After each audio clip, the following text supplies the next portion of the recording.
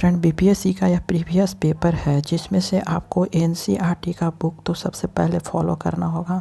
ये आपका 6 से लेकर के आपको 10 तक ये आपको पढ़ना है। उसके बाद आपका एससीईआरटी का बुक जो आपका चलता है स्टेट जिसे कहते हैं एससीईआरटी का बुक जो आपका 6 से लेकर के 10 तक आपको पढ़ना ही पढ़ना होगा। और प्लस में आपको बीपीएससी का प्रीवियस पेपर आपको टोटल आपको याद करना होगा, चाहे जिस तरह से याद कीजिए। और ये आपको क्वेश्चन यह इस तरह के क्वेश्चन आपको प्रीवियस पेपर में मिला है तो आप प्रैक्टिस पेपर ज़रूर प्रीवियस पेपर का कीजिएगा। और आपको प्रीवियस पेपर बीपीएससी का करना ही है। जैसे में एग्जाम आपका क्वेश्चन है कि निम्न में से कौन सी यांत्रिक तरंग है, तो एक वेव से पूछा गया है क्वेश्चन, तरंग से आपका पूछा गया है, तो आप इसको प्रैक्टिस से देखिए कि किस तरह से आपका क्वेश्चन पूछा गया है। तो यह आपका जो है ऑप्शन की रेडियो तरंग है, बी ऑप्शन है एक्स तरंगे हैं, सी ऑप्शन है प्रकाश तरंगे हैं, डी ऑप्शन है ध्वनि तरंगे हैं। तो इसका डी ऑप्शन से यांत्रिक जो तरंग होता है वह ध्वनि तरंग होता है। अगला क्वेश्चन है कि अनुदैर्घ्य तरंग का उदाहरण है, और यह क्वेश्चन आपको पूछा गया है। ठीक है, अनुदैर्घ्य तरंग का उदाहरण है रेडियो तरंग से, बी ऑप्शन है ध्वनि तरंग से, सी ऑप्शन है एक्स किरण से, डी ऑप्शन है गामा किरण से, ई ऑप्शन है उपयुक्त में से कोई नहीं और उपयुक्त में से एक से अधिक। तो हमारा बी ऑप्शन सही होता है, ध्वनि तरंग होता है। अनुदैर्घ्य तरंग ध्वनि तरंग का उदाहरण होता है। अगला क्वेश्चन है कि वायु में ध्वनि तरंग होता है, वायु में किस तरह का ध्वनि तरंग होता है।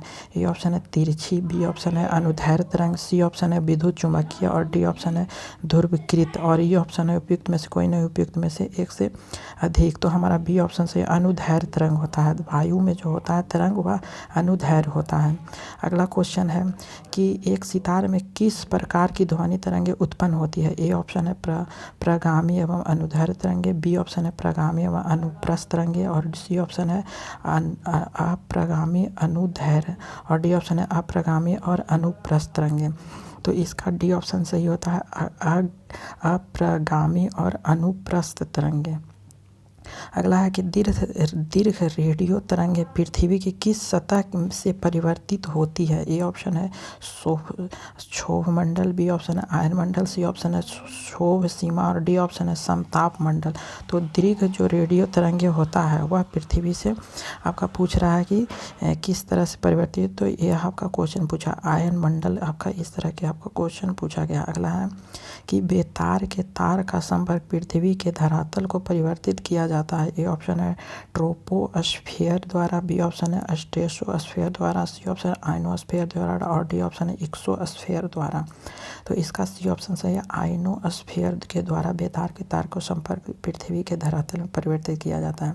अगला है कि रेडियो तरंग के विक्षेपण के लिए वायुमंडल के निम्न स्तरों में से कौन सा स्तर उत्तरदायी होता है। ए ऑप्शन है क्षोभ मंडल, बी ऑप्शन है मध्य मंडल, सी ऑप्शन है समताप मंडल और डी ऑप्शन है आयन मंडल। तो इसका डी ऑप्शन सही है आयन मंडल होता है। अगला क्वेश्चन है कि परा उच्च आवृत्ति यूएचएफ की तरंगें साधारणतः संचरित की जाती है। ए ऑप्शन है भू तरंगों के रूप में, बी ऑप्शन है आकाश तरंगों के रूप में, सी ऑप्शन है अंतरिक्ष तरंगों के रूप में, डी ऑप्शन है पृष्ठ तरंगों के रूप में। तो इसका सी ऑप्शन सही होता है अंतरिक्ष तरंगों के रूप में। अगला क्वेश्चन है कि कौन सी तरंगें शून्य में संचरण नहीं कर सकती है। ए ऑप्शन है प्रकाश, बी ऑप्शन है उष्मा, सी ऑप्शन है ध्वनि, डी ऑप्शन है इलेक्ट्रोमैग्नेटिक।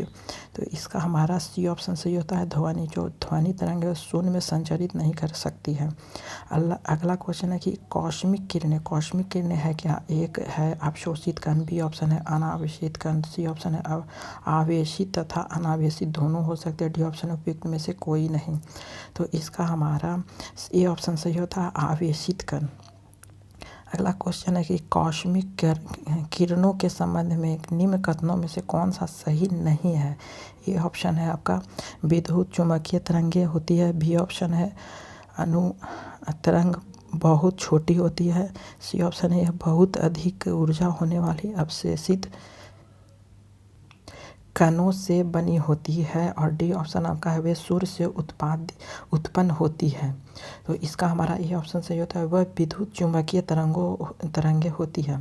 अगला है कि निम्नलिखित में किसके लिए माध्यम की आवश्यकता नहीं होती है। ए ऑप्शन है विकिरण, बी ऑप्शन है संवहन, सी ऑप्शन है चालन, डी ऑप्शन है उपयुक्त में से कोई नहीं। तो यह क्वेश्चन आपका 1 to 5 में पूछा हुआ है। तो इसका ए ऑप्शन से है विकिरण के द्वारा जो है वह किसके लिए माध्य नहीं नहीं माध्य जो माध्य है उसकी आवश्यक नहीं होते तो विकिरण के द्वारा।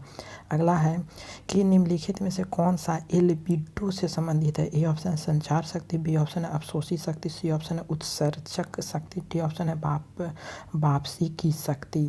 तो हमारा डी ऑप्शन सही आता है वापसी की शक्ति। अगला क्वेश्चन है कि पृथ्वी का वायुमंडल निम्नलिखित में से मुख्यतः किसके द्वारा तप्त होता है। ए ऑप्शन है प्रकीर्णन और सौर विकिरण, बी ऑप्शन है लघु तरंग और विकिरण, सी ऑप्शन है दीर्घ तरंग स्थलीय विकिरण, डी ऑप्शन है परावर्तित सौर विकिरण।